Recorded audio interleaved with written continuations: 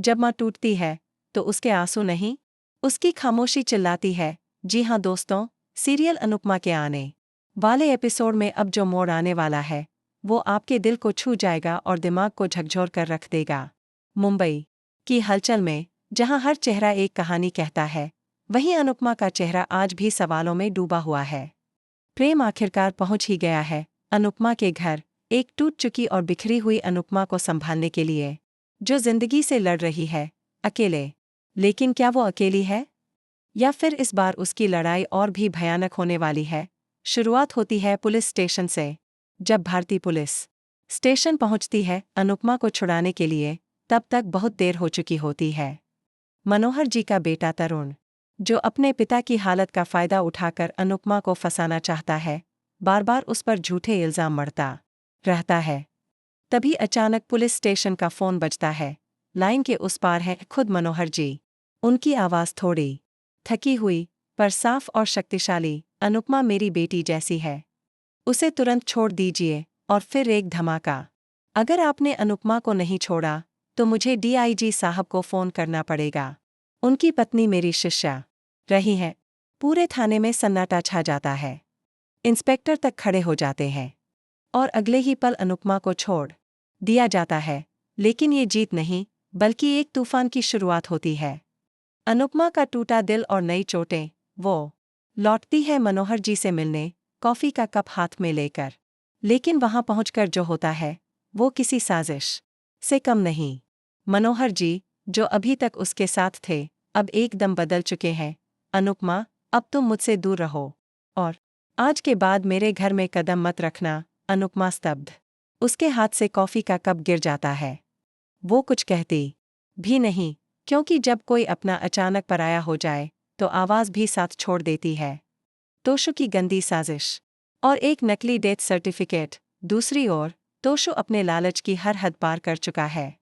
उसने न सिर्फ एलआईसी क्लेम करने के लिए अनुपमा का नकली डेथ सर्टिफिकेट बनवाया, बल्कि बैंक अकाउंट्स, प्रॉपर्टी पेपर्स और यहाँ तक कि मोटीबा की जायदाद में भी फर्जी दस्तखत करने शुरू कर दिए हैं।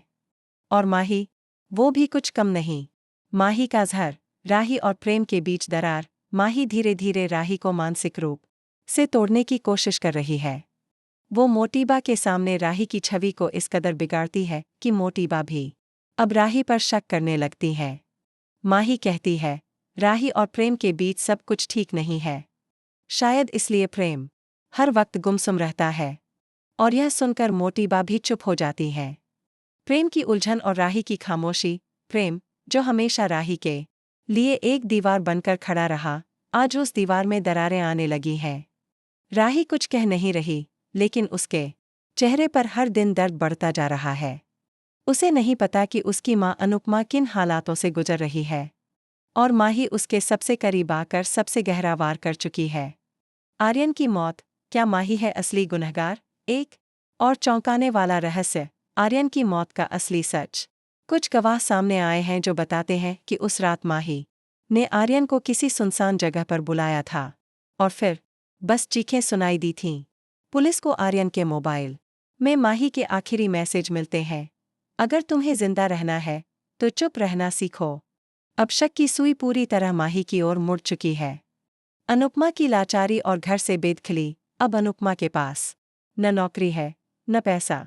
घर का किराया भी चुकता नहीं हुआ। मकान मालिक ने साफ कह दिया, आज दोपहर तक किराया नहीं मिला तो सामान बाहर फेंक दूंगा। अनुपमा अपनी माँ की पुरानी साड़ी पहनकर भीख मांगने नहीं, बल्कि खुददारी के साथ काम ढूंढने निकल पड़ती है। लेकिन हर जगह उसे यही जवाब मिलता है, आपका नाम विवादों में है, हम रिस्क नहीं ले सकते। क्या प्रेम बन पाएगा अनुपमा की ढाल? अब सवाल है, क्या प्रेम जान पाएगा कि अनुपमा मुसीबत में है? क्योंकि माही ने हर फोन कॉल ब्लॉक कर दी है, राही को सच बताने से रोका जा रहा है, और पूरी दुनिया अनुपमा को एक खलनायिका समझ रही है। ट्रैक का सबसे बड़ा धमाका, अनुपमा की वापसी अदालत में, पर कहानी यहीं खत्म नहीं होती। अनुपमा खुद को साबित करने के लिए कोर्ट का रास्ता चुनती है। वह वकील बन चुकी अपनी पुरानी छात्रा से मदद मांगती है, जो एक समय खुद आत्महत्या करने वाली थी, लेकिन अनुपमा ने उसे बचाया था। और कोर्ट में तोशु, माही और तरुण, तीनों के चेहरे पर पड़ेगा सच्चाई का तमाचा। क्योंकि अनुपमा के पास अब वो सबूत हैं जिनसे माही का असली चेहरा सामने आ जाएगा। तो दोस्तों, क्या अनुपमा न्याय पाएगी? क्या राही और प्रेम का रिश्ता माही की चालों से टूट जाएगा या और मजबूत होगा? क्या माही को मिलेगी उसकी करतूतों की सजा? इन सभी सवालों का जवाब आपको मिलेगा अगले एपिसोड्स में। और यकीन मानिए, यह कहानी अब करवट ले चुकी है और अब कोई भी रिश्ता पहले जैसा नहीं रहेगा।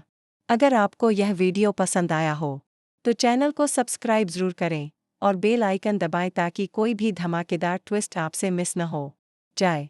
आपका दिल से धन्यवाद कि आप हमारी हर स्टोरी में अपना प्यार और विश्वास देते हैं।